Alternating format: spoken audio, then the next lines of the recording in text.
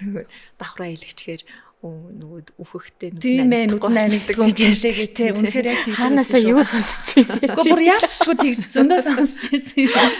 Эмчээс нүртэл нөгөө зөвлөгөө авах гэж ирж байгаа хүмүүс бас тэгж ярьдаг.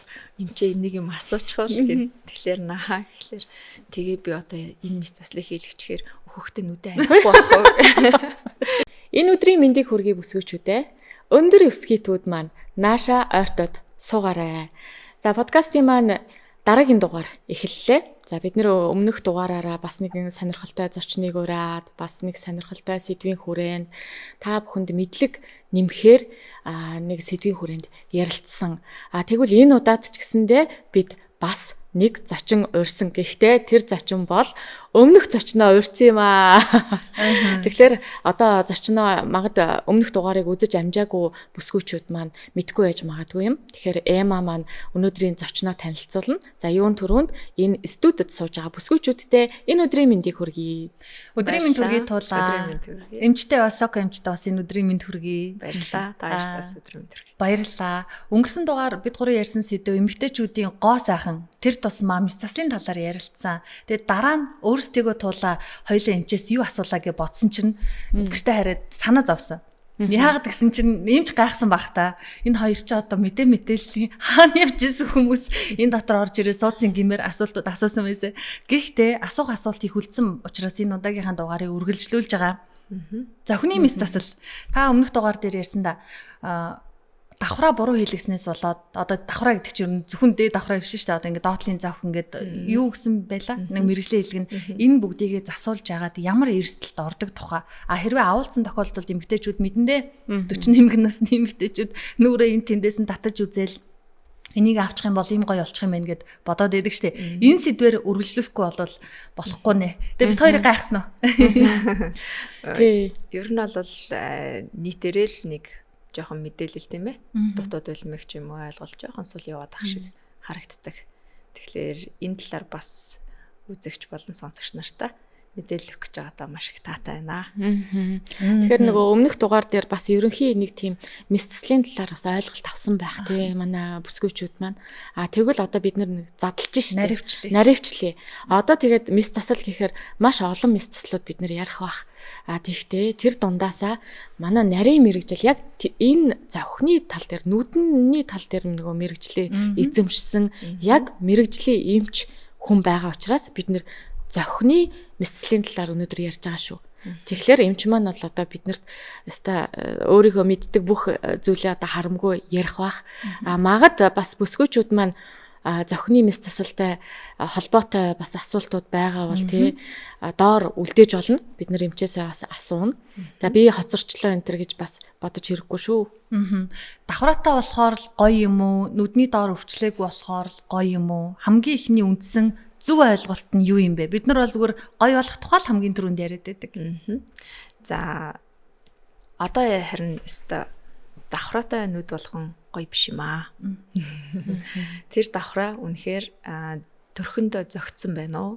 Хөмсгнийхөө одоо байрлалд те нийцсэн байна уу? Хамартайгаа гоё одоо зөгцөл үүсгэж чадж байна уу те? Тэр ихтгэл одоо нүүрний үндсэн төрх болвол тэр давхраанаас маш их хамаардаг. Одоо орчин үеийн яг залуу охтууд маань 10 одоо 8-аас 25 насны хооронд тийм ээ. Залуу охтууд маань бол давхраа хийлгэн гэхээсээ илүү миний монголжонгоонууд зөвөн байгаа зүтэй гэдэг байдлаар тийм айгу хөөрхөн тийм бас айгу өөрийн гэсэн дүр төрхөө тодтгох тийм өөрийн гэсэн имиж стилээ бүрдүүлэх тэр чиг хандлах дээр бас ажиглагдж байгаа.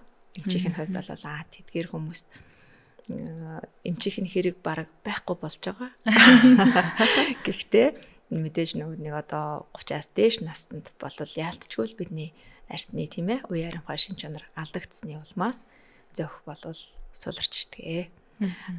Түрүү ярьсан штэ доод зөхөнд өвчлөө байх нь гоё юм гэж тий.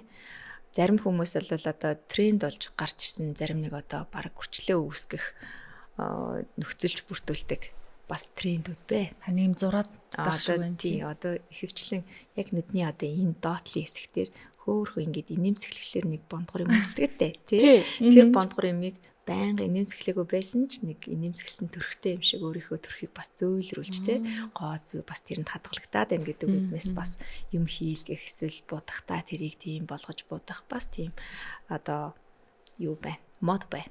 Тэрийг бол одоо мэс заслын аргаарч бас үүсгүүлэх тохиолдол байна. Эсвэл жижигэн одоо дүүргүүлэх байдлаар тийм ээ. Бодисоор дүүргүүлэх байдлаар бас үүсгүүлэх тохиолдолж байна. Тэгэхээр нөгөө бүх хүрчлээс муухай биш те. Одоо бүх давхраа гоё биш байх нь шүү дээ те. Давхраагүй тэр гоё бас монголчин гоноднууд ч бас тухайн хүнийхээ стил имижийг гоё тодорхойлдог. За энэ чиг ярьж хахад яагаад инээсэн бэ гэсэн чинь манай охин тэхгүй юу. Ээж би таны нүдний доор зовх зураад үгүй гинэ. Будаад үгүй гэсэн хэрнээ гүү миний охин одоо будсан будаагүй зөндөө зовхтой болсон байгаа. Дээр ш доорч. Зөндөө дээр дооргүй зовхтой болсон байгаа гэж тэгжсэн.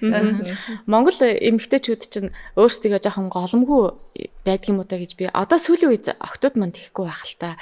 За яг миний үед ч гэх юм уу юу гэх юм. Яа энэ Европ эмэгтэйчүүд яа тийм гоё том нүдтэй юм хөнхөр тэгээд ингээ ямар гоё нүдтэй юм тэгтэл намайг хар гэл ингээ өөр харах нэг бүлцгэр ингээ давхраагүй байх юм. Тэгээд нэг эсвэл нэг жоохон давхраатай гэж ярьдаг байлаа. Тий одоо тэгсэн чинь нэвч маань сая хэлж байна. Бүх нүд гоё те. Тэгээд давхраагүй байсан ч гоё гэж юм шүү дээ. Гэхдээ бас хангалтгүй байна. Цааш ингээл хүүхнүүд тэ өөрийнхөө нүдэнд давхраа хийлгүүлээ. Дээр нь доор нь ингээ тгий гээл хэвээр айгүй олон одоо давхрааны асуудлууд гарч ирээд байна. Тий. Зөвхөн давхраач биш бах. Ер нь монгол хүүхнүүдийн нүдний онцлог гэж юу вэ? За мэдээж нөгөө дэлхийн нийтийн тий дэлхийн нийтээрээ хоёр төрлийн нүдэнд ерөнхийдөө хуваагддаг. Нэг нь болохоор Кавказ нүд. За тэр нь болохоор нөгөө европчуудын тий хөнхөр зовхийг хэлээд байгаа. За мэдээж тэдгэр хүмүүсийн арга ёсны бүтцийн онцлогоос шалтгаалаад нүдний аяг гэж ярьдаг ясан герман илүү одоо том гэдэг юм уу да тий одоо агуулмж нь томтой.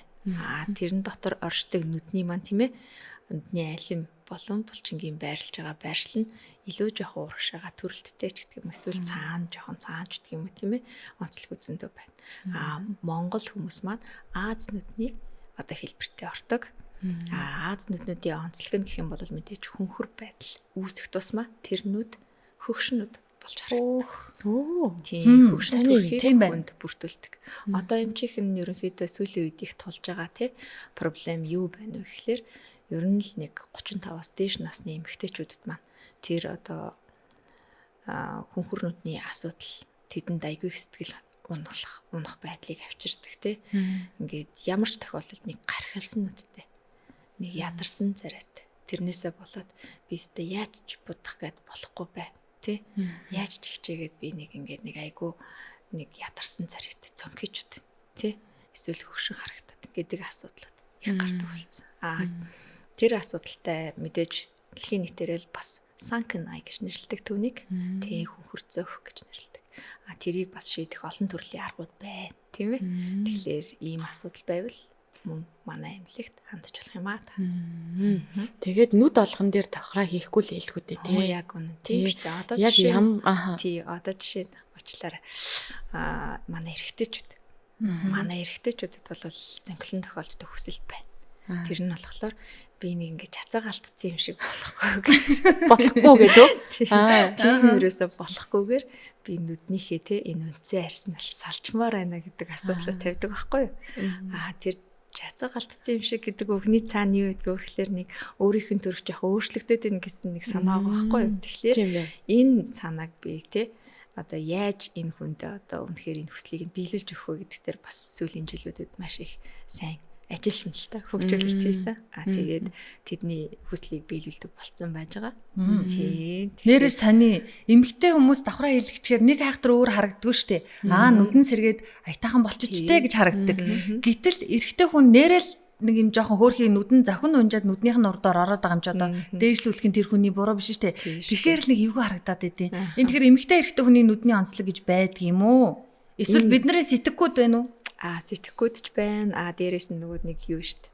Арга аргачлал. Бид нар чинь ингээ гой болгоо будаад байна. Эмэгтэй хүмүүс чинь те. Эрэгтэй хүмүүс чинь одоо будахгүй штт. Тэ. Тэднэрээс та өсрээд л одоо нүрээ угаан штт те. Тэгээ нэг ирэх биш нэг нүрээ угаагаад нарны тос төрөх чадж гин үгүй юу гэдэг л асуудал байгаа шүү дээ. Тэгэхээр тэдний одоо бүх зүйл нэг өөрчлөлт нь шууд ил харагдах юм байл. Бид нар чинь одоо тэр эмэгтэй хүмүүс бол шил зүүдж ангарах юм те. Тэгснээ хамгийн наацхан тэгснээл зохио бодохын сормуусаа дэрвүүлэхийн химийн сормуусч наалгахын те.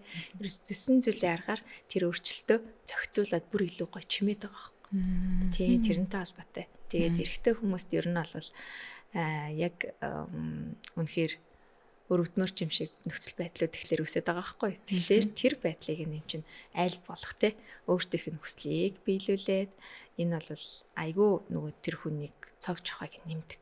Үндэл нэмдэг. Тий. Одоо манай дээр жүжиглүүлж байгаа эрэгтэй хүмүүс бол айгүй сэтгэл ханамжтай байдаг л та. Би өөртөө 60-таасангүй тий. Тэгсэн хэрнээ нөгөөднийг халахлаад байсан. Бас ингээд хит их зөөх маань дараа дунжаад байхлаар гадны хэсгийн тийм ээ одоо харах талбайд өөрчлөлт оруулаад эхэлдэг. Дээрээс нь бас нөгөө сормосны ургалтанд нөлөөлдөг. Тэгэхээр сормосны ургалтанд бол нүдрүүгээ ойролцоогоор сормосны маань ургалт 90 жирийн хүмүүст тийм ээ нүдийг тоошрноос хамгаалах үүрэгтэй шүү дээ сормос чинь. Тэгтээ ургахтаа 45-60 градусын налуутай нүдний айлмт одоо тэгж ургах хэвээр байдал маань зохиндоо дарагдаад ирэхлээр нөгөө 45 градусаас бүр илүү налуу байдалд тийм ээ үүсэнгүүт нүднийхээ одоо энэ эвэрлэг бүрхөвчж нэрлдэг энэ бүрхийн харын бүрхүүл рүү хатгалт өгөөд эхэлдэг. Тэгэхээр л байнгын ноцолдох те тэнд нэг юм тороод байгаа мэдрэмжтэй эсвэл нэг юм бүрхчээд байгаа эсвэл амархан нуухтаад байгаа те эсвэл нулимс байнга асгараад гих мэтчлэн тэгээд зовх ер нь дараа дийшээ одоо унжаад ирэхлээр яадгүй гэхлээр зохины энэ гадна булангийн хэсэгтэр хоёр одоо зохины арьс хоорондоо наалтаад ирэхлээр жоох юм шалбархаач гэх юм те шарах үсэд тэнцээ бас улаах хавдах одоо их зөвхөн дүр орох ч гэх юм уу те хорсох тийм мэдрэмжүүдийг бас үсгээ зовирлуулад байдаг. Тэгэхээр энэ бүх проблем маань бидний зовх үндсэнд холбоотой өсдөг учраас тэрийг эмчин шийдэж өгөхдөө маш их баяртай байдаг. Гол сайхны хагалгаа сонирхож байгаа эмэгтэйчүүдийн группүүд их олон байдаг штэ.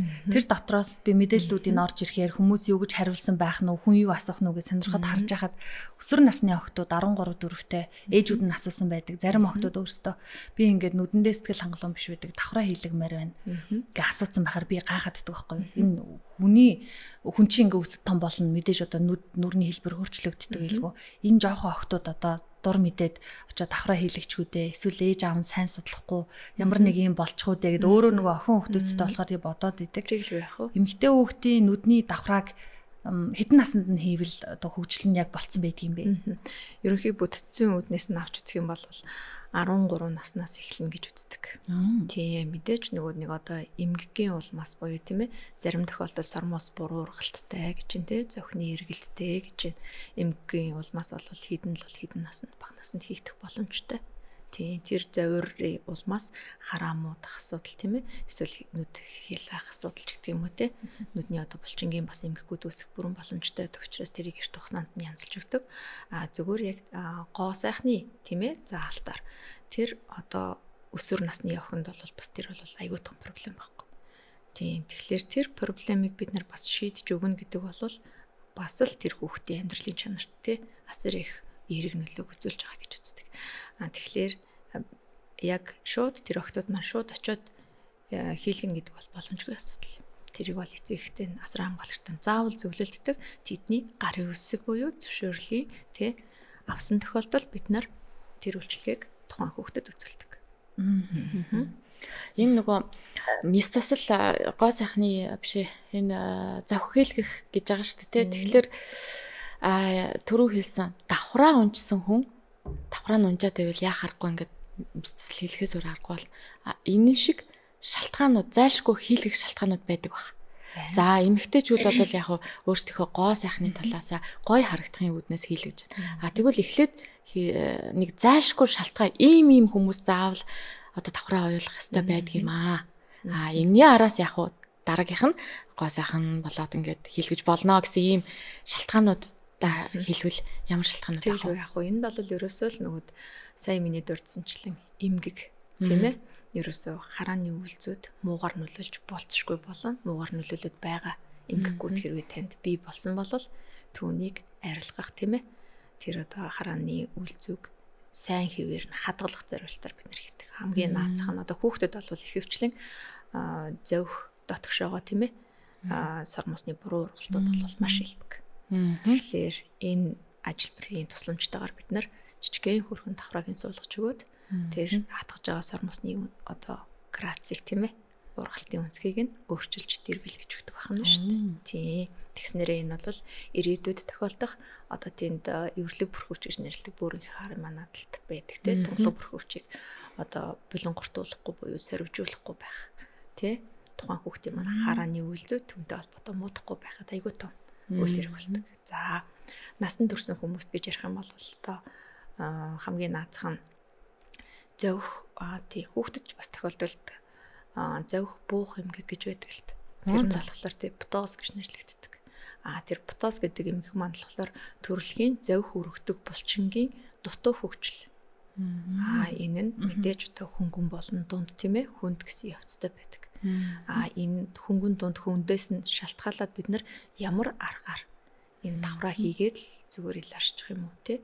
Эсвэл тэнцээ одоо булчингийн танаж өгөх байдлаар энийг засчих хэрэгтэй юм уу? Эсвэл тэр зовхийг өргөдөг булчин туслах зорилтын тийм ээ одоо суулгацуудыг суулгах хэрэгтэй юм уу гэдэг татах тий сойх тийм арга хэмжээнүүдийг авдаг юм байна. Тэгэхээр энэний маань одоо хөнгөн болон дунд зэрэгт нөлөөлдөг арга нь бол бас давхраа хийх явцад булчинг тодорхой хэмжээгээр дэмжиж өгөх ажиллагаа ордог. Тий одоо зарим нэг хүмүүс бас яадаг штэ. Заримдаа нэг жоохон унтараад байгаа юм шиг харцтай. Тий тэдгэр хүмүүс чинь хөнгөн төрлий яг ингээд хүй гэхлээр нүдэн гайгүй ингээд том болчиход идэг ирнээл буугаад байдаг те нэг тийм хүмүүс байгаа тэдгэр хүмүүст бол айгүй гой дэмцэн имчилгээ болж өгч чаддаг давхраас уулгах бол тий тэгэхээр бас зайлшгүй шалтгаанууд бас байдаг бахан тий шалтгаан байна тий одоо нөгөө биенжин ингээд ихсэх тусмаа одоо хүүхдэд тохиолдно том хүндж тохиолдно ер нь л ингээд нөгөө зохины маань өөхлөлт бас нэмэгдэн гэсэн үг шүү дээ тий тэгэхээр тэрнтэй холбоотой бас сормос мөн дотгошоогоо дарагдаж ургах тохиолдол байна. Тийм үед бол бид нар бас дахиад л тэр одоо бүлцэнгийг багасгах тий бүлцэн жоохон багасгах дээрээс нь нарснаас нь жижигүүлж өгөх гэсэн байдлаар бас давхрын процедурыг хийж өгдөг. Асуудал байна. Давхраа хийлгэх нүдний зөх одоо Монголд орж ирсэн гоосхны хагалгааны бараг анхдагч нь болоо да. Тэр ч утгаараа хүмүүс хөнгө хандаад байгаа юм шиг санагдаад байдаг. Давхраа хийлгүүлэх гэж байгаа. За хийлгүүлсэн гэлээ. Тийм үг л те. Тоохоо ойлцсон. Гэтэл яг энэ тоохгүй байх асуудал муу юм уу? Нарийн судлал үнэхээр биш. Тий. Яагаад тэгэхээр одоо хүн ер нь тийм ээ гадаад орчноос мэдээлэл авчиж өөрийгөө одоо илэрхийлэхтэй тэр орчиндөө тасн зохицолтой амьдрах ч гэдэг юм уу те үйлдэл хийх боломжтой болдог. Гэтэл үүний чинь ерөөсөө тэр авч байгаа 100% мэдээлэл чинь 80% нь бидний энэ харах хэрэгтнэр дамжуулан авчдаг байхгүй. Мэдээж энэ хөгжлийн бэрхшээлтэй хүмүүстэй бол энийг ярихгүй л ах л та. Гэхдээ жирийн хүмүүсийн хувьд бол тийм. Гэтэл тэр 80%-ийг тийм ээ хамгаалan оршдог энэ зовх гэдэг тийм ээ бүтц байна. Гэтэл энэ бүтцэн дээр юм одоо өөрчлөлт хийх гэдэг шүү дээ. Тэгэхээр энэ бол ноцтой асуудал байхгүй. Зүгээр л нэг жирийн гэдэг асуудал биш харин яг үнэн. Тэгэхээр энэ процедурыг хийж байгаа тийм ээ тэр хүмүүст бол асар өндөр хариуцлага явуулдаг гэсэн үг. Тэр бүхэл бүтэн харах хэрэгтнийг хамгаалдаг зүйлийг хэв үйл ажиллагаатай нь л тэр гоо зүйг нь бий болгох хэрэгтэй болохоос шүү тийм ээ тэр хэв үйл ажиллагааг алдагдуулах. Тэнцээ сохрол үүсгэж гэдэг юм уу тийм ээ тэнцээ байнгын одоо өрөвсөл үүсгэж гэдэг юм уу тийм ээ хамгийн наацхан анигдахгүй байх байдал шүү дээ. Тий буруу бизнес болоод тий хит их одоо арсыг нь болон булчинг нь үүлэн авах асуудлаас шалтгаалж байгаа л ихтэй гардаг үйлчлэлтэй эмгэг үйлцэл. Тэгэхээр нүдэн анигдахгүй болно гэж таны нөгөөд нэг өмнөх нэвтрүүлэгтээр ярьжсэн чинь тий нөгөө давхраа илгэчихээр нөгөө үхэхтэй нүдэн анигддаг юм гэлээ тий үнэхээр яг тийм хаанасаа юу сонссон юм бэ? Гэхдээ бүр яалтчгүй тийм зөндөө сонсч байсан юм. Эмчээс нүртэл нөгөө зөвлөгөө авах гэж ирж байгаа хүмүүс бас тэгж ярьдаг. Эмчээ энийг юм асуучихвал гэд. Тэгэхээр нахаа гэхэлэр тэгээ би одоо энэ нийс заслыг хийлгэчихээр үхэхтэй нүдэн анигдахгүй байх. Тэгэж бас асууж ярьж ирдэг хөвгчлтэй юм шиг хөөрхөн юм шиг гэхдээ энэ бол бас цаагаараа тийм ээ та энэ мис заслыг эрсдэлгүй аюулгүй хийж чадах уу гэдэг бас зүйл явж гэнэ үү гэж би бол хувьдаа хүлээж авдаг. Та хар ухаанаар тайлбарлаж өгч болох уу? Одоо зарим хүний зохиол нэлээд зузаан өөхтэй. Өөх гэдэг юм одоо зөөлөд гэдэг юм. Зарим хүний зохион ингээ нимкэн байдаг. Тэрэнд мис хүргээд одоо яадаг чи мэдэхгүй ойхоод хэдэн миллиметрээр яригдах уу? Тэр одоо хутганы үзүүр хүрэхэд хэр зай байх уу? Хүмүүсийг сонголтоо зөв хийгээсэ бас нэг эвгүй нүдэг гэдэг эргэтэндээ хүн утга барьсан хүн эмч ойртуулах гэж шүү гэдгийг сэрэмжлүүлэх гэдэг юм л да. Тэгэлгүй яах вэ? Одоо яг давхраа хийдэг бүс байна тийм ээ. Одоо давхрааг суулгаж байгаа бүс маань үндсэн 3 давхрагаас тогтож байна. За яг хөө зөөлөн хөвсгөр эдийг нь нэмж болол 4 тий давхрагаас тогтож байна гэж үзье л да. Гэтэл түүний бид нэр үндсэн 4 давхрагын 3 давхрагыг нь гимтээжин давхраа суулгах мэдслэг хийдэг. Ойлгомжтой. Тэгэхээр нүдтэй хэр их орхи очдөг байх нь. Бараг хажууд нь харшиж байна. Нүдний айлмтай тий. Нэгэн бүрхүүл тэмчээвүүлдээд дээд бараг бүрхүүл гэж байгаа нь хальс уу? За хальсан ч давхраг байна. Жижигхэн хөрхөн нэмгэн булчингийн ч давхраг байна тийм ээ. Хөвсгөр буюу одоо зөөлөн эдийн хөвсгөр одоо бүтэж байна тий. Гэхдээ л тэнцээ ер нь бол миллиметрээр зүрлээд хэлэх юм сантиметр хизэж хүрдэггүй. Мэдээж ойлгомжтой. Тэр маань нэг за минимумда 3 мм максимумда 6 мм-ийн л тэр одоо цуцаантай байдаг байна. Тэгэхээр тэнд хүрж байгаа эмчнэр тийм ээ ямар их нарийн мэдрэмж, ямар их ур чадвар, ямар их мэдлэгтэйгээр тэнцээ хүрэх вэ гэдэг асуудал яригдчихэж шүү дээ. Тэр эмч хүний хараа өөрөө бас сайн байх хэрэгтэй юм шиг. Юм оёход л ямар идэг лээ. Ягаад вэ? Мис заслын эмч нарын гар нь чичирдгүү байх хэрэгтэй, тий? Маш нарийн ажиллагаа хийдэг учраас нүд хурц байх хэрэгтэй. Тий, анхаарал маш сайн төвлөрөх ёстой гэл. Тий, кинон дээрээс үзсэн. Би түрүү нөгөө нэг ямар нүдэнд ингээ шаардлага одоо заавал зайлшгүй одоо заах хийх юу лээ давхраа хийлгүүлэх ёстой гэдээ асуусан чиг одоо ямар одоо давхраа хийх аргууд байдаг вэ? Мэргэжлийн аргууд оёх байна. Одоо сүүлийн үед юу нүү утсан давхраа гинөө. Ястаа мэдгүй юмнууд гарч ирээд байна. Та тэрийг тайлбарлаж өгөөч. Тэгэлгүй яах вэ? За мэдээж давхраас суулгах тийм ээ энэ арга маань мисийн болон мисийн бус гэж юм байна. Гэхдээ мисийн бус аргууд бол ер нь бол их найдваргүй. Тий одоо жишээ нь зарим тохиолдолд зүгээр л нэг та нар чаддаг байсан да одоо дээр үе манай аав ээж нар чинь ингээд чихэр ингээд бүр шүдэнцний модонд нааж байгаа тий би нааж суулгадаг нааж ийм арга шүү дээ. За энийг чинь бид нар мисийн бус арга гэж нэрлэдэг. Тэр чинь одоо боловсронгуй болоод түрээд давхраа наадаг арганууд тий би болчихсон шүү дээ. Цавууд өргөж байна. Эсвэл тууз нааж юм тийм ээ. За энэ аргууд чинь болохоор мисийн бус аргатай ороод байна. Харин тийм ээ мисийн аргад нь болохоор зэрэг утсан давхрааны арга гэж нэрлэдэг байна. Япон утсан давхраа гэж нэрлэдэг гэдэгтэй. Гэтэл энэ арга маань болохоор яалтчгүй өмнөх 4 давхрагыг чинь 3 давхрагыг нэвт шут хатгаж байна. Гэтэл энэ яг үндсэн 3 давхрагыг ч биш 4 давхрагыг дөрүүлэнгийн хатгаж бүр нэвт тийм ээ хатгадаг арга нь л хамгийн найдвартай. Энэ давхраг бол суухад тусалдаг арга байдаг. Тэгэхээр утсан давхраа ч гэсэн дотроо одоо нэвтрэлттэй эсвэл нэвт бус нэвтрэлттэй гэсэн хоёр төрөл байдаг байна. Утсан давхраа чи одоо ингэ нүдэнд зохинд нь утас байгаад байна гэсэн үг юм уу? Юу гэсэн үг юм бэ? Тэгэлгүй яг утас байгаад байна гэсэн үг. Ер нь бол нөгөөд бүтцийн хувьд тийм ээ. Та хэд маань за зураг оруулчих болох бах тийм. Тэгэхээр зурган дээр харагдаж байгаачлан Аз нүдтэй хүмүүсийн хувьд цаанаас төрж орж ирсэн жоохон өөх хийдийн төрөлттэй байдаг. Тэрний улмаас бидний бүтц маань давхраагүй байх тохиолдол нь нэлбэг байдаг байхгүй юу. Тэгэхээр энэ дээр тийм ээ бид нар утсан давхраагаар ерөнхийдөө тэр өөхийг тодорхой хэмжээгээр нэвт шувт сүлбээд тэнцээ нөгөө нэг одоо бид нар зохийг нээхэд тусалдаг мөгөөрс болон зох өргөгч булчин гэж үүдэг. Тэр одоо мөгөөрсний хайлсанд нь бэхэлж өгч байгаа л арга ойж өгч байгаа. Энэ наадлынхаа энэ бүлцийгээд байгаа бүтцийг тэнд нь нэгт нааж өгч байгаа юм байна шүү дээ. Утасны тусламжтай. Тий тэгснээрээ эргээд нүд нэгтгэхэд тэнцээ нугларал өсөд давхрааны тийм ээ нуглаас өсдөг байна.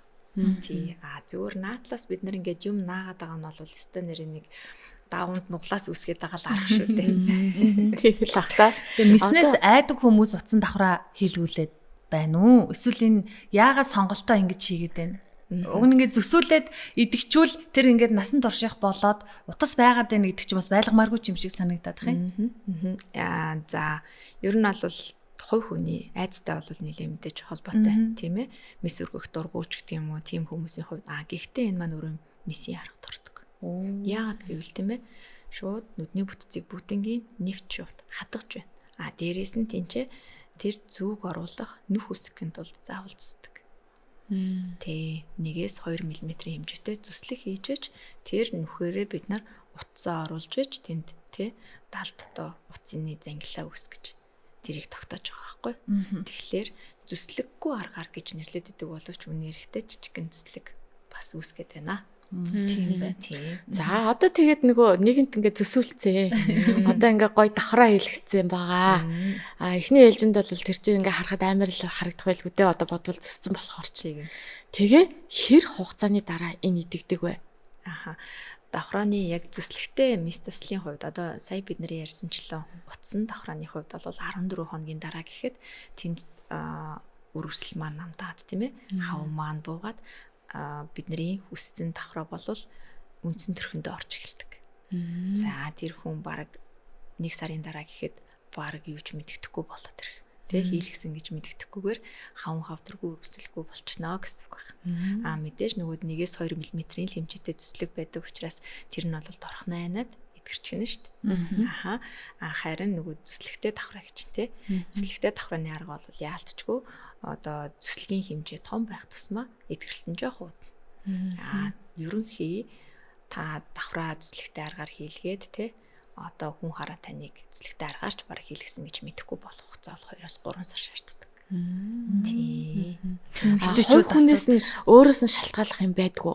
Одоо ингээд мисэл хийлгэсний дараа би юу анхаарах вэ гэд анхаарах юмнууд зөндөө байна. Одоо хамгийн наацх нь нөгөө нэг нүүрэнд чинрэлт өгөх гэж ярьдаг шүү дээ. Бид нэр хүн дөмөркөөр ингээл төвдөлгчлдэг дээ тий. Тэр үед бол чинрэлт мэдээж явагдана.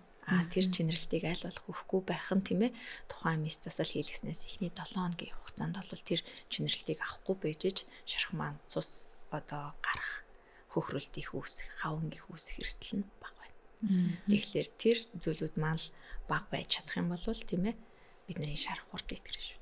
Бидэж ууж байгаа юм байна. Байх уу? Бидэж ууж байгаа юм ерөөсөө бидний тэр хөдөлгөөнийг бол хүн ингээд өөрт нь тодорхой хэмжээгээр завьуртай байгаа учраас хоригдж чаддаг. Гэтэл гамдэглэмээ барих асуудал дээр идэж уух юм дээр л жоохон ноён нур нь хугарчаад идэм да. Харин тэгээ их баха. Тийм үү? Магадгүй шүү дээ энэ чинь. Одоо жишээ нь юу ах вэ? Кофе.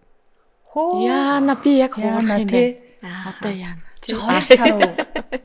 Тэгэхээр тэрэн дээр нөгөө кофенд тодорхой хэмжээгээр кофеин те бусад орчин найрлагууд агуулгадж байгаа шүү дээ.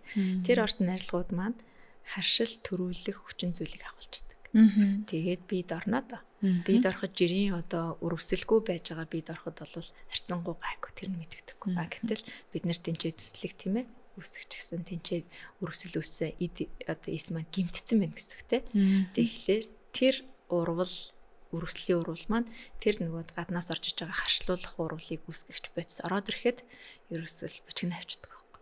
Тэгэнгүүтээ тэр нөгөө шинэхэн шарах үүссэн байгаа хэсэг дээр маань очиод янзын гой улаалт өгнө, янзын гой хавн үүсгэн тийм ээ. Эдгэрэлтийн маань лавл 1-2 хоногор хоош нь татах шалтгаан бол.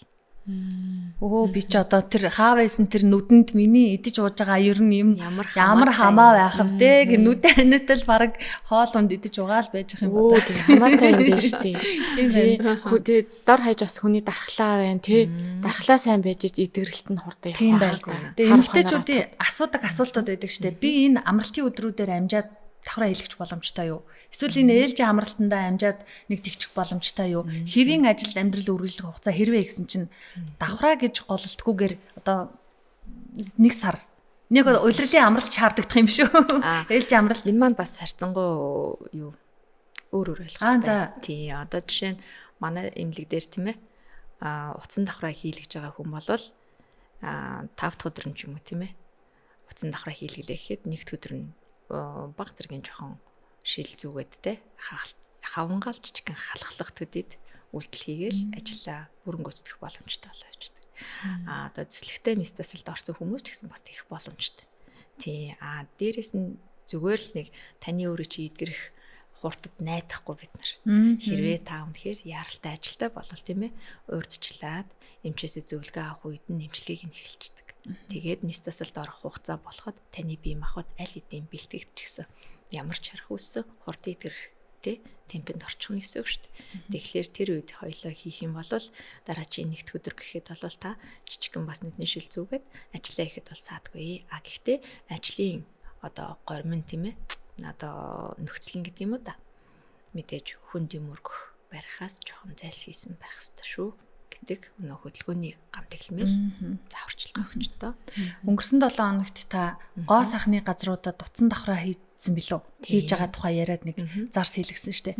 Тэгэхэд эмнэлэг дээр очихоор нэг гоё цагаан гялцалд орчин эм ч юм уу эсвэл гоо сайхан ч юм уу гэдгийг мэддэхгүй юм эмчийн халаад эсвэл нэг юм хослол өмссөн байж идэг. Тэгэхээр охид бүсгүүчүүд очиод эмчээс тэр эмнэлэгт ороод хамгийн түрүүнд юу гэж асуух юм бэ? Хүнээс их гомдоочихоо гэд нэрлэхгүй штэ бид нар ч. Яг та эм ч юм уу биш юм уу гэх юм уу? Эсвэл нөгөө бичиг баримтаа үзүүл гэх юм уу? Юу гэх бүр уучраалахгүй. Тэгэлгүй яах вэ? Ер нь бол тухайн эмчээ гэхдээ яг энэ бол зайшгүй асуухад ер нь тэгж их одоо эвгүүрхэд ах зүйл биш юм. Учир нь та энэ үйлчлэгийг авахдаа тийм ээ баталгаатай байдлыг л шаардж ин гэсэн үг шүү дээ. Тэгээ энэ бол зайшгүй асуудал. Учир нь энэ ямар ч мис ажилбар тийм ээ энэ процедурын чи арталт эрсдэл гэж зүйл үүсдэг.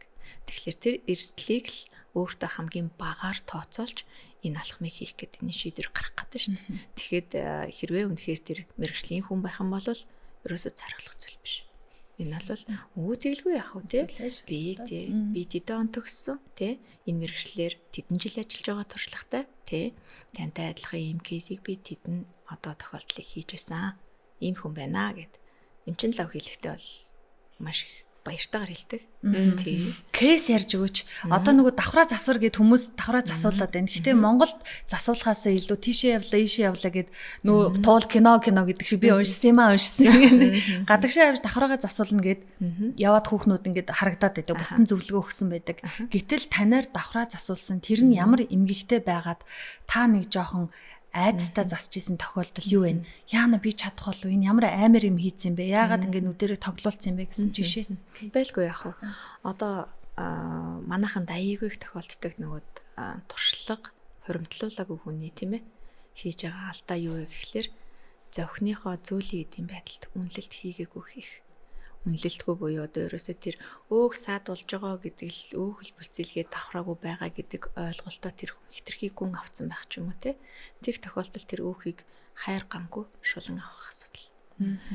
Тэрнээс болоод нөгөө хүн маань түрүүний нөгөө нэг туулын маань ярьжсэнчлэн нөгөө хүнхэр зөөхтэй хүмүүс дуртай байдаг те. Тэр хүмүүст яг таалагдах нь байна. Гэвч тэр хүнийг одоо насан туршид нь эргээд эргэл буцалгүй хэцүү байдалд оруулж байгаа бас тооцоолох хэрэгтэй байдаг. Тэгээ эмчдэр нь бол хамгийн одоо засахад хэцүү хүндрэлтэй алхам бол тэр хүнхэр зөөхнүүдийг сэргийх асуудал. Тийм тэрийг одоо юугаар яаж дүүрэх вэ гэдгээс ахуулаад тийм ээ эргээд тэр хүний одоо арсны хүрэлцээ гэдэг юм чинь те хэдийхэр хугацаанд эргэн нөхөн төлж өгвэ. Хэдийхэр хугацааны дараа би энэ засварыг хийвэл тийм ээ энэ хүнд маань одоо нүдэнд бүтэн анигддаг болох вэ гэх байдлаас ахуулаад тэнцээ бол зөндөө олон юмныг харж тохируулж менеж хийх асуудал гардаг. Ямар амар юм бэ? Арсны хүрэлцээ гэсэн чинь нэр тэр тайраа тавьсан арс байхгүй болчвол яах вэ? Одоо ургуулна гэж байхгүй. Яах вэ? Тэрэн дээр бид нар тэгэл тодорхой аргууд их хэрэгэлдэг л дээ. Одоо хамгийн наазах нь эдгэрэлтийг маш түргэн явагдуулдаг одоо салан загсны тарилгач гэдэг юм уу те эсвэл үүдэлсийн тарилгач гэдэг юм уу тийм ээ орчин үед одоо хамгийн сайн гэсэн болгонуудыг л хэрэгжилж агаад л тухайн хүнийхээ одоо бүтцийг эргэж хэвийн байдалд нь оруулах арга хэмжээ авдаг.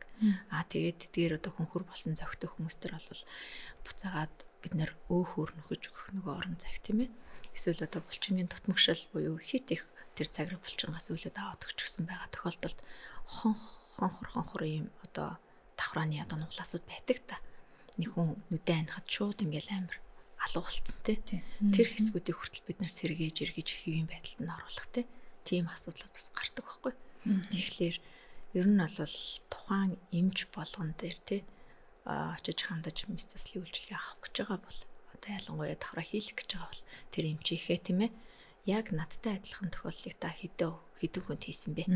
Тий энэ дээр та надад одоо үзүүлэх жишээ байна уу? Үр дүнгийн зураг би харж болох уу гэдэг асуудлыг эмчээсээ бас өсвөлэх зүгээр гэдэг шүү.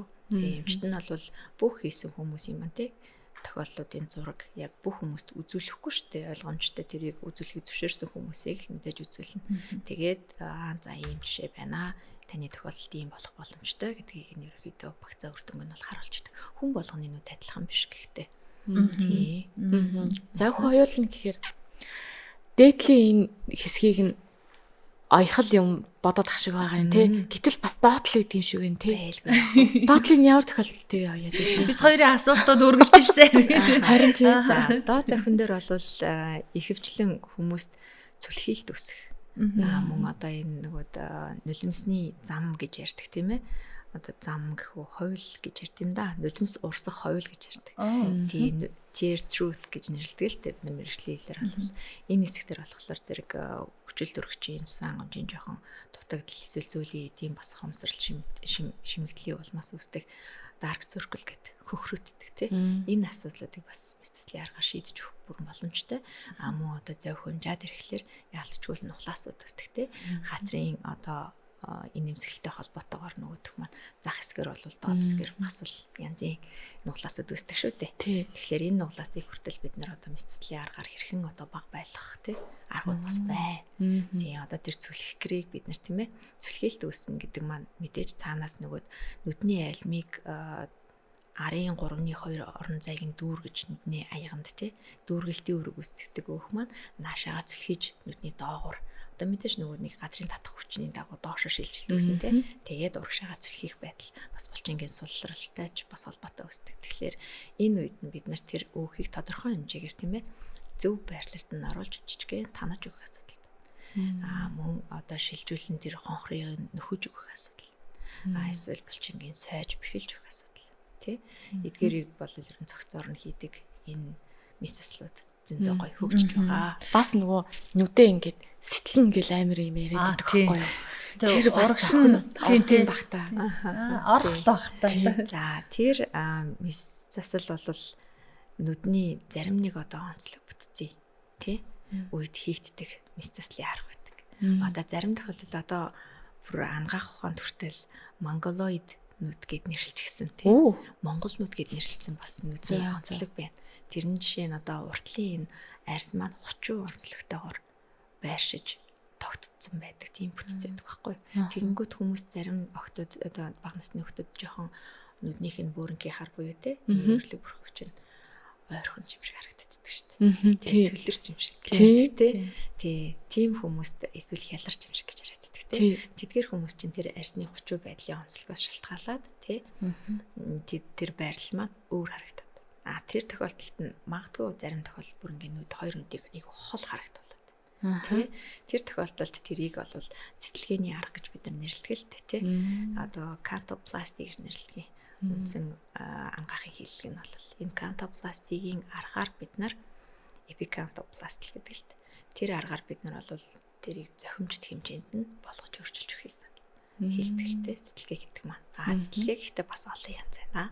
Затгшаач байна, дотгшооч байна тий. Дотгшоо дээшээ байхад, дотгшоо чигээрээ байхад, дотгшоо доошоо эсвэл гатгшаа дээшээ, гатгшаа чигээрээ эсвэл гатгшаа доошоо гэсэн хэлбэрээр нүдний булангуудыг өөрчилж өгдөг байна шүү дээ. Сонин тий.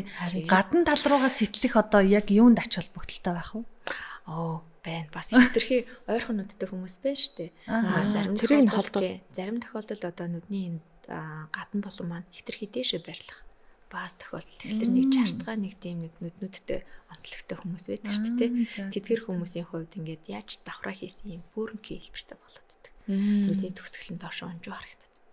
За тэр тохиолдолд жоохон засах байдлаар гадна доошоо тийм ээ эсвэл гадна дээшээ ч юм уу тийм засаад өгөхөд бол бас хэлбэр хамаагүй өөрчлөгдөд тэр хүн нөгөө будалт хийхэд хүртэл эвтэйхэн болчлоо тий харагдах байдал нь хүртэл би нэг юу ерөөсөө би энэ нүдэнд айгүй дургүй айгүй муухай жартгаа ястаа муухай насаараа л юм нүдтэй явлаа гэж хүмүүс ч орж ирж шүү дээ тэр хүмүүст бас туслахад таатай За одоо бас нэг асуулт байна.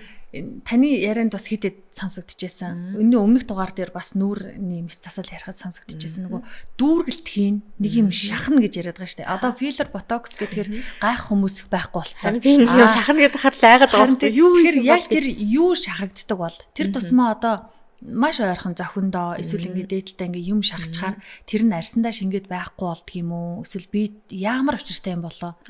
Тэр л их сонирн байна. Дүүргэлт бол ерөнхийдөө органик бол органик биш гэж ерөнхийдөө ангилагдана. Органик гэдэгт нь болохоор өөрийнх нь өөхий идэг тийм ээ. Зориултын багжаар олборлон аваад түүнийг нь боловсруулад тэгээд нүүрний хэсэгт бол ихэвчлэн 1.5 нэмэх хасах 0.5 гэсэн диаметртэй болгосон өөхөн одоо хувирлд оруулсан өөхийг нь буцаагаад тарьж өгдөг. Өөх олборлно гэж сонсоод туулаа. Яг байна. Өөх бол үнэхээр одоо бидэнд ертөнц шиг үнэлэгдэх бас их чухал бүтэц. Ямар их ертөнцтэй. Тэр чигээр олборлох өөх бас байна. Тэгэхээр тэр өөхийг тийм ээ бид нар одоо бидний хөгжүүлэлтийн процесс явагдаад ирэхлээр яадаг гэхэлэр зөөлөн идүүд маань шимэгдээд идэг. Зөвхөн тэр нүүрний зөөлөн идэж биш. Тэнцээ бүр яс маань хүртэл шимэгдэж нэмгэрдэг. Тэгэхээр одоо бидэнд их хөвчлэн 40 нэмэх насныханд бол үүсдэг проблем бол гоо гэж нэрлэдэг тийм ээ. Энэ хэсэгт оршиж байгаа онголоос байна. Энэ маань бол дийлэнх шалтгааны тийм ээ одоо нэг 70-аас 80% нь бол энэ зөөлөн идэн шимэгдэж цаашаа хонхооснос болдог. Эсний идэж бас шимэгддэг. Тэгэхээр энэ хонхрыг дүүргэх бүтцэд хэрвээ органик гэж үзэх юм бол бид нарыг өөхөр. Тэгээ өөх маань өөртөө үүдлээс агуулдаг өмнөх бас нэвтрүүлэгтэр ярьжсэн. Тэгэхээр үнэхээр бол бидний хувьд яг мэс заслын эмчнэрийн хувьд бол шингэн алт гэж нэрлэдэг шүү. Тэгээ тэр ингээд ийш тийшээгээ гулгаад одоо энт хийсэн юм чинь ийшээгээч болчих тохиолдол байхгүй юу? Ярьж өгсөн. Тэрэнд болохоор зэрэг тухайн эмчийн хийх техник, арга энэ аягүй чухал. Маа одоо тэнд тогтоон барихын тулд бид нэр өөр бас ноу-хау юу ашиглах вэ те? Ямар давхрагт нь яаж хийвэл хэдэн миллилитрийг хийвэл энэ яг тэнцэнэ тогтох вэ гэдэг хүртэл бас ном бичигдсэн зүйл байна. Тэгэхээр тэр мэрийг хүртэл бид нар одоо яг нарийн мэддэг хүмүүс нь л хийнү гэхээс биш зүгээр нэг хүн аваад өөхийг нь өөх гэхлээр ер нь та малын өөх тийм ээ мэдж байгаа шүү дээ. Гадуураа хальстай дотроо тосон бөмбөлгнүүттэй зүйлэдэгтэй. Гэтэл хальстай нь хамт шилжүүлэн суулгах үеч байна. Хальсгүйгээр нь шилжүүлэн суулгаж тарих тий боловсруулж байгаа хальснаас нь салгаж байгаа л гэсэн үг л дээ. Тодорхой хэмжээний одоо нэрвэл нэлийн нарийн юмнууд тийм угаасаа сонсоож ир тий өөх саруулна боловсруулна эргээд биенийх нь аль нэг хэсэгт тарин байршуулна хэрэлж байгаа. Тэгэл тэрэнд ийшээ тийшээ болгоо. Тийм манай эмагийн ярьчаа тий. Органик биш аргыг нэрх юм бол бид нарт одоо филлер тарилга гэж хэдийнэ олны дунд алтарсан тий. Үндсэн бодис нь бол гиалуроник хүчил гэж бодисордог. Тий энэ гиалуроник acid гэж бодис үүдэг. Энэ маань болохоор арьсны ерөнхийдөө бас чийгшлийг хангаж хүний арьсанд боловс агуулгадчлээдэг бүтцэн юм. Энийг бид нар нөгөө хими аргаар гаргаж яваад тийм ээ. Мэдээж энэ хаана хийх зориулттай вэ гэдгээс шалтгаалаад 1-4-5 төрлийн одоо шингэн бүтцэд оршдог. Тий одоо нягт гэж нэрлэдэг л бид нар. Тэгэхээр их хамгийн сайн нягттайг нь бол бид нар одоо хэлбэржүүлэх зүйлүүд дээр илүү хийдэг. Одоо жишээ нь хамрыг өндөрлөх, хамрын нурууг өндөрлөх, зүрийг шунтуулах тий. Эсвэл одоо хацрыг өндөрлөх тий. Эрүүг бас урт эсвэл урагш нь болгох ч гэх юм уу тий. Энэ зүйлүүд дээр ашигладаг. Дараачийн нягттай зүйл нь арай нэг жоохон өтгөндөө тогтцтой боловч тийм ээ урсаа явчихааргүй тийм бүтцтэй.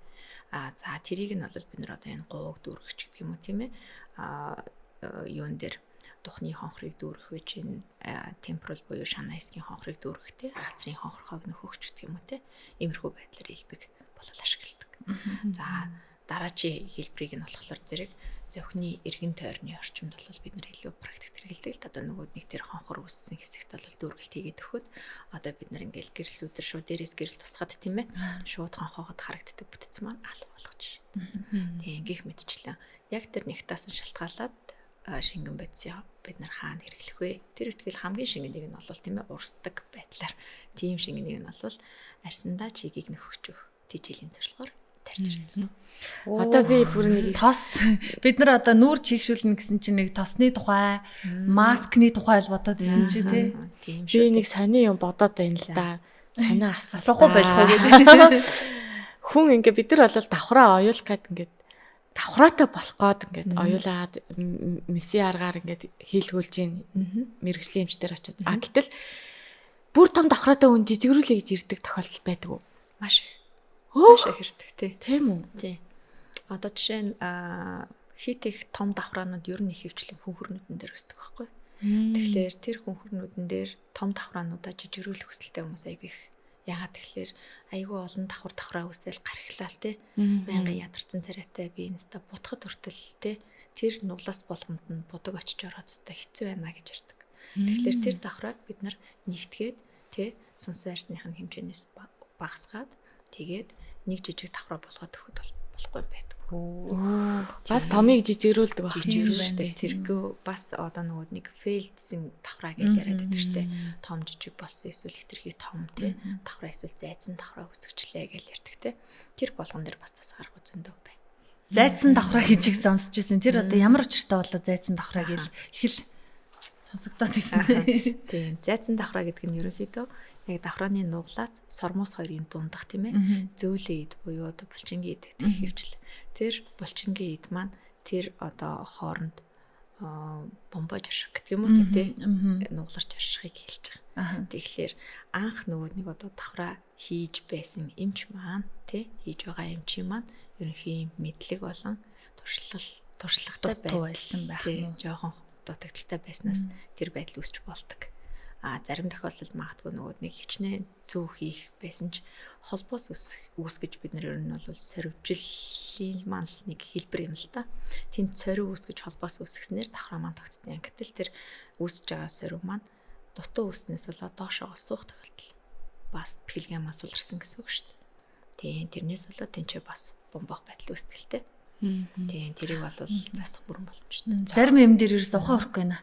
Одоо ингээл сорив үүсгээ давхраа үүсгэн тэгснээ тэр зүссэн газраа бэхэлгээ үүсгэн гэдэг жишээ. Тэгэхээр цаана нэг даав шаваатай л холбож ойлгохгүй байдаг тийм. Нэг юмд ингээд торгооцсон байдаг гэсэн үг үгүй. Тийм шүү дээ. Одоо ямар ч биен дээр жижигэн шарах үүсгэл тэнцээ сорвоор эхлээд нөхөн төлжөөд тэгээд ангаахгүй болсон дараа тэр сорвины үүрэг багасаад шимэгдэж буурдаг байхгүй. Тэгэхээр тэр байдлын тийм ээ бидний нөгөө давхраа үүсгэх арга дээр тэр байдлыг ашиглаж байгаа гэсэн. Тийм тэгээд энэ ч нөгөө тогтдгүй байсан бүтцүүдийг хооронд нь наалтуулж итгэрүүлээд тэгээд нүдний нөгөөх маань давхраа олж үсэж тахна шин. Завхны мэс заслын одоо операц хэр удаа үргэлжилдэг вэ? Дунджаар мэдээж нэг нүдэн дээр ойролцоогоор тийм ээ нэг талын одоо дээд зөвхөн дээр гэж ярих юм бол энэ нэг 20-30 минут болдог. Нэг нүдэн дээр нэг талын нүдэн дээр. Тэгэхээр хоёр дээд зөвхийг тийм ээ нэг дор ойно гэхэд бол нэг 40-60 минутын хугацаанд бид нэр процедур хийдэг байна. Тэгэл нөгөө хүн маань шууд босол явдаг уу? Тэгээ шууд босоод явна. Энэ ер нь жоохон хэвтэх юм шиг санагддаг. Эмнэлэг твдэх үү? Тийм хэвтэж болно. Тийм ер нь бол тухайн хүн маань ерөнхий биеийн байдал хэвийн байгаад тий харцангуй хөнгөн мэс засал шүү дээ энэ маань. Тийм учраас хийлгээд босоод ихэвчлэн явдаг. Тухайн хүн хэрвээ хянуулыг би нэг жоохон эвгүй байна ч гэх юм уу тий статус тийм тааламжтай биш байх юм бол бид нэр 2-3 цагийн хугацаанд хянана. Докторжуул тэгээд босгоод явуулдаг. Би тэгээд бол давхраанаас олж имлэгт хондог гэж хүн байхгүй. Би ингээд нөгөө зочинтойгоо ярилцаа та зочноор оролцооч гэгээд нөгөө очихдоо танай имлэг дээр очихдоо ингээд хэвтдэг ор моо байна уу? Хүмүүс нөгөө хэвтэж эмчлүүлдэг юм болов бас гэж бодохгүй юу? За би ч нэг тийм бүдүүн барагчтай нэг ийм мэс таслын ажил дээр тэгээ ингээд харсан чинь бүхэл багаараа ажиллаж ин тэнд бүр зүгээр яг имлэг байгаа байхгүй юу. Тэгэхээр би бодсон нөгөө анх би ингээд салон шиг сэтгэж ороод зүгээр л нэг юм гоо сайхны салоныг хэвддэг ортой тэгэл ингээд байж байгаа юм гэсэн чинь үүдэн дээрээс нь ихсүүлээл ингээд нөгөө маск зүүсэн ингээд совлогч ингээд шууд тэгэл ийм тариа болоол гэсэн чинь би бүр гайхаад энэ имлэг байна. Энэ хэвддэг ор байт юм уу? Гарч ирэнгүүтээ энэ дээр аягүй бол нэг цаг эсвэл хонж хэвтдэг баха маха гэл ингээд айгүй олон юм бодогдоод эхэлсэн байхгүй юу. Одоо хон хэвтдэг төрлийн мис заслууд бас манай дээр хийгддэг. Биеийн мис заслууд байна тий. За туул минь хэвтэх боломж байх юм шүү. Одоо нүүр өргөх мис засал гээл байна тий. Энэ бол нөгөө яг хянах шаардлагатай тодорхой хэмжээгээр бид нар бол хийсэн операцийнхаа хүндрэлээс сэргийлэх эрсдэл ер нь үүсч магадгүй тийм ээ. Том хэмжээний мис заслуудаа бол заашгүй 1 юм уу 2 3 хоног тохиолдож байна. Тэгээ хүнийхээ бас одоо бие махбодын те доктортой байдлыг заавал харгалзах үзэн. Тий. Тэгэхээр та хоёрын маань очиж яг уулзсан хэсэг бол манай эстетикийн хэсэг буюу те арьс гоцлын хэсэг. Өнгөцгөө хэсгийг үзсэн байж тий хоёулаа цаашаага үргэлжлээд мис заслын хэсэг бол тусдаа. Тийшээ бол гадны хувцастай ч хүн нэвтрэхгүй шүү дээ. Тийм бол халдвар хамгааллын чанд дэглэм баримтлагддаг. Тийм баха. Үүднээсээ аксуулал за та уловч өмсөрөө шаарна гэлэн гисэн. Тэгэл би орохдоо нөгөө салаан шиг төсөөлсөн байсан. Орсон чинь бүр имлэг угтсан. Энд чи юу вэ? Юунд ороод ирвэгээ гайхсан. Туулалт хоёр яг энэ тухай ойлголт ямар вэ гэдгийг мэддэд байгаа. Өнгөрсөн дугаараас эмчийн нөгөө сок эмчийн хэлдгээр салаануудад ботокс нөгөө филлер хийгээд байгаа гэдгсэн чи би угаасаа л хийх ёсгүй мүү? Угаасаа л салонд хийдэг бидтэй гэсэн ойлголттой байжгаад бурхан минь одоо над шиг ямар олон эмэгтэйчүүд байгаа бол яг имлэг нь мэддэхгүй, салон нь мэддэхгүй газар очиод хаашаага юугаад хариулж байгаа болдоо гэж бодоод айсан. Тэгээ өндөр өсгийтийн яг энэ дугааруудаар үзэгч эмэгтэйчүүд та бүх ихний дугаараар бол яг энэ нүүртэй холбоотой гоосхны мис заслын талаар мэдээлэл цогцоор нь авсан. За энэ удаад бол одоо хамгийн түгээмэл хийлгэж байгаа зохины мис заслын талаар мэдээллүүдийг өгч байгаа. Тэр бас л нөгөө хөх өгзөг хаав байна гэж бодож байгаа хүмүүсээ жоохон төвчээртэй байгаараа. Одоо нэг дугаар дээр нэг цагийн дотор бид нэг хөх рүү ороод нэг өгзөг рүү ороод нэг нүд рүү оруулах юм бол нөгөө бантан жонхоо гэдэг илүү тийм юм болчихно гэж бодоод ингээд зэгцлээд байгаа шүү. Эмчтэй баярлалаа. Тэгэл бас л уучлаарай. Мэдлэг мэдээлэл өдий зэрэгтэй явж байгаад уучлаарай. Зүгээр тий. За хүний мис заслын талаар ер нь завх яаж хийлэгдэх талаар бид нэр өнөөдөр яриад байгаа шүү дээ тий. Нилээ олон юмыг мэдэж авч байгаа болов уу гэж бодож байна. Би л бол хувьдаа зөндөө их юм мэдэж авч байна. Тэгээ бас мэдлэг хүрхгүй юм байна. Мэргэжлийн хэлгээрээ хэлэхээр бүр ойлгохгүй юм байна. Тэгээ нэг одоо завхны мис засал орлоо гэхэд багаараа орно тий. Тэглгүй яах вэ? Тий. Намайг тойроод хэдэн хүн байхгүй гэж туулаа. Тий, энэ чинь нөгөө гол нь мэргэжлийн баг эмчнэр ажиллаж байгаа гэхээр л айгүй энэ хүмүүстэй итгээд ингээд бүр ингээд биес бол тавиа гой болчихж байгаа байхгүй юу? Туул яг кино төсөлдөх шиг байна тий. Яг өнө одоо асууж байгаа асуулт нь хэр зөв байхгүй юу? Одоо нэг хүн мис засалд ороход хамгийн багтаа 1-2 эмч үйлчлдэг тий. Хамгийн наазах нь одоо паспорт бүртгэлийн хэсэг тий, стор нэгдэх хэсэг, таны зөвшөөрлийг авах болон зөвлөмжийг өгөх тийм ээ. Тэр хэсэг дээр нэг эмч ажилладаг. За дараа нь оператор эмч болох тийм ээ. Мис засалч эмч маань мис заслын өрөөндөө хүлээгээ суучих нь шүү дээ тий. Тэгээд мис заслын эмчэд туслах баг гэж бас байна. За тэр эмчээс гадна тий, тэр эмч одоо операцийн эмчтэй, оператор буюу мис засалч эмчтэй тайлан тавина шүү дээ. За энэ хүний маань одоо биеийн байдал нь юм байна. Сая даралт нь юм байсан тий. Биеийн температур нь юм байна. Ямар нэгэн одоо өргөсөл процесс биед байгаа юм байна, байхгүй юм байна. Халдвар төвчин ийм байгаа юм байна тий. Бүх статусыг нэмжтэй тайлбарлаж одоо тайлгнана. Тэрнийхэн дагуу юм чинь за окей. Тэгвэл энэ хүнд өргөсөлтэй байвал өргөслийн эсрэг тусал эмчилгээ тий. Эдгэрэлтийг төрөсгөх хүсэлтэй юм байна. Манай хүн ажил нь давч юм байна гэх юм бол окей тэгвэл тийм эмчилгээ хийя. За өвдөлт намтгмаар байна. Энэ хүн бага өвдмөр байна гэх юм бол за тэгвэл дараагийн шатны тийм ээ илүү сайн өвдөл намдах тариаг авъя. Гэх мэтчлээ ингээд ерөөсөө багаар ажилдаг. За тэр бүх эмчилгээнүүдийг нөгөөх эмч маань тий зөвлөгчтэй даалгавар болгоо. Зөвлөгч болохоор танд хэрэгтэй эмчилгээ, тусал эмчилгээнүүдийг болон тийм ээ уулгах гэх юм уу. Одоо хамгийн наацхан хүмүүс маш их сандралтай шүү дээ. Тэгтэл нөгөөд тий зөвлөгч маань танд тайвшруулах төрлийн тий эмчилгээг уулгаж явах жишээ. Тий хамгийн наазхан цусны бүлэгнэлт жоохон тийм ээ сулхан байна гэх юм бол бүлэгнэлтийг дэмжих юм бас танд уулгаж байна. Мис засал дээр таны цус хит шингэн байгаад байна. Энд хавдал төврөлт их үсгэр бас нөхцөл байна шүү гэх юм бол эмчийн хий гэсэн тэр яралтай тусламжаас авч байгаа тариаг тийм ээ бид нар бас цаг алдалгүй хийж өгдөг. Гэх мэтчлэн за тэгээд асрагч үйлчлэнэ. Тий тэр асрагч тухайн хүнийг одоо хувцсыг нь бүрэн сольсон байдлыг ханган тийм ээ Тэгээд нөгөө бүртгэлийн хэсэгтэр авчирна. Дахиад цааш нь за цэцлийн хэсэг рүү хөтлөн тийм ээ. Тэгээд таны одоо биеийн температур хүрч гин үү, та дарж гин үү, халууцж гин үү, та яамаар байна те. Таны тав тухыг хангаж үйлчлэн эмчнэр одоо хөлс нь гарч болно шүү. Тэгэхэд эмчийнх нь хөлсийг арчиж өгнө гэдэг юм уу тийм ээ. Гэх мэтчлэн бидний ерөөсөө бүх орчин бол багийн ажиллагаа гэдэг. Тэгэхээр энэ багийн ажиллагааны тусламжтайгаар бидний хийж байгаа те үр дүн сайн байж чаддаг. За ингээд бүх юм нүдэнд харагддаг. Дэлхийн жишгт манай Монголын эмнэлгүүд хүрсэн биш дээ. Тэгэлгүй яах вэ? Бөгөө би бас л кинон дээрээс үзсэн. Тэгэл ингээл гоо сайхны мис засал гэхээр хөнгөн төсөөлж болохгүй. Зовх гэхээр л зүгээр нэг салаанд гүйж ороод хийлгэж байгаа юм биш.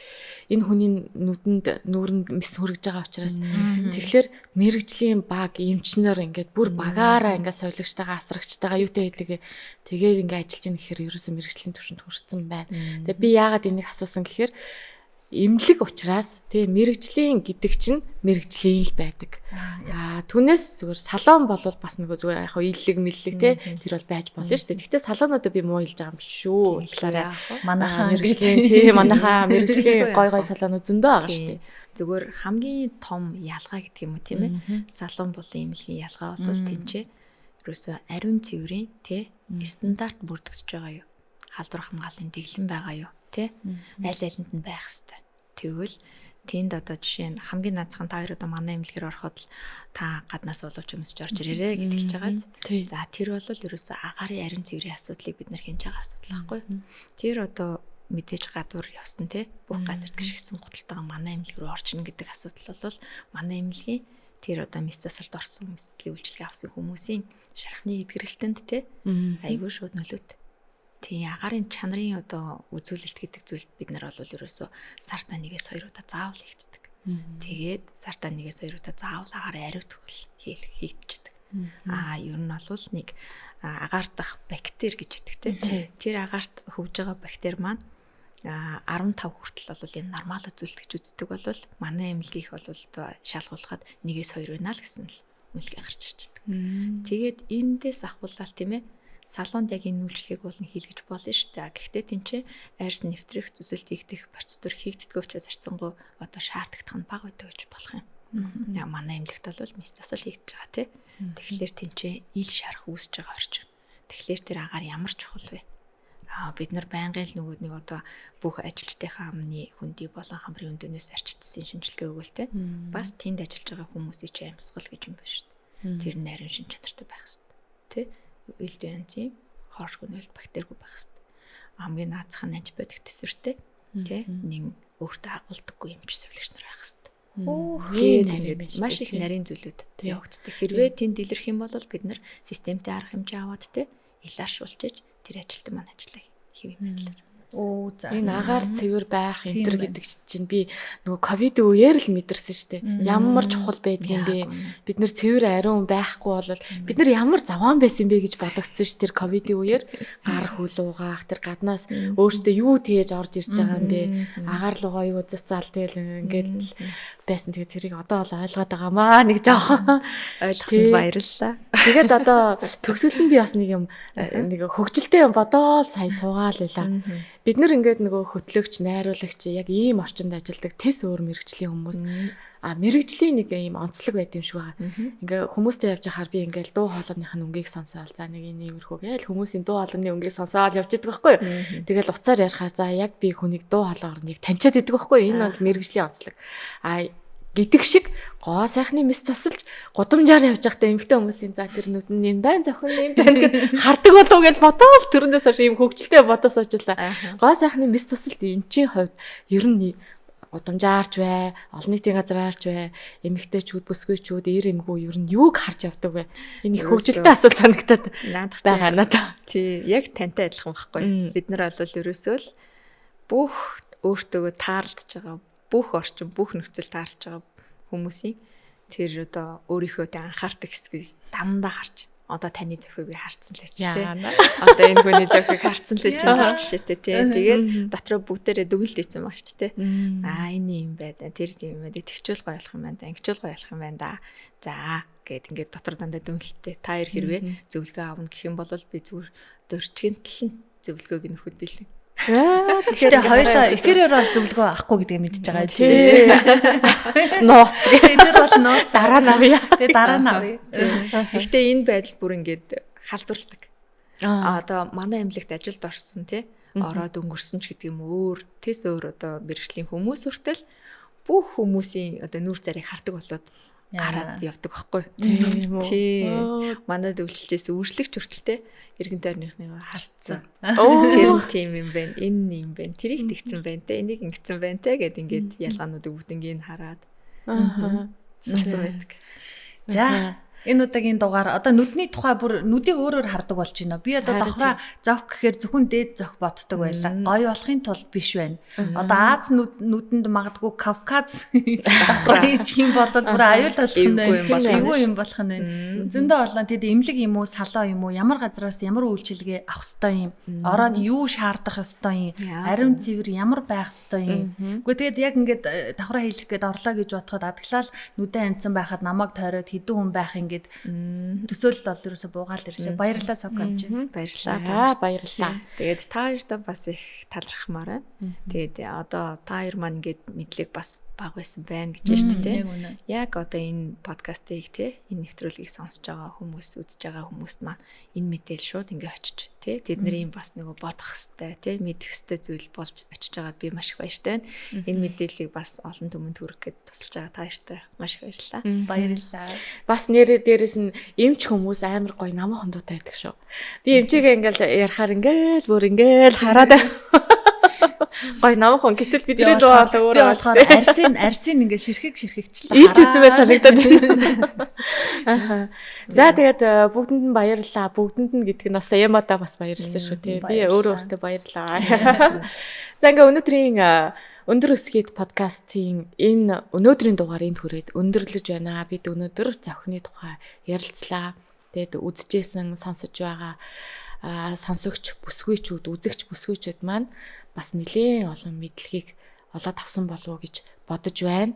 Тэгээд зовх нүд гэдэг бол маш чухал эргэтэн хамаагүй газар очиж болохгүй. Тэгэхээр сайн судлаарай. Манай өмнөх дугаарыг бас үзээрэй. Зовх байтгайл бас мэрэгжлийн одоо хүний үгээр мэс заслын талаар бас ярьсан байгаа шүү. Тэгэхээр хамтдаа байсан бүсгүйчүүдтэй бүгдэнд нь баярлалаа. Дараагийн дугаараар эргээд уулзъя. Та баярлалаа. Баярлалаа та баярлалаа.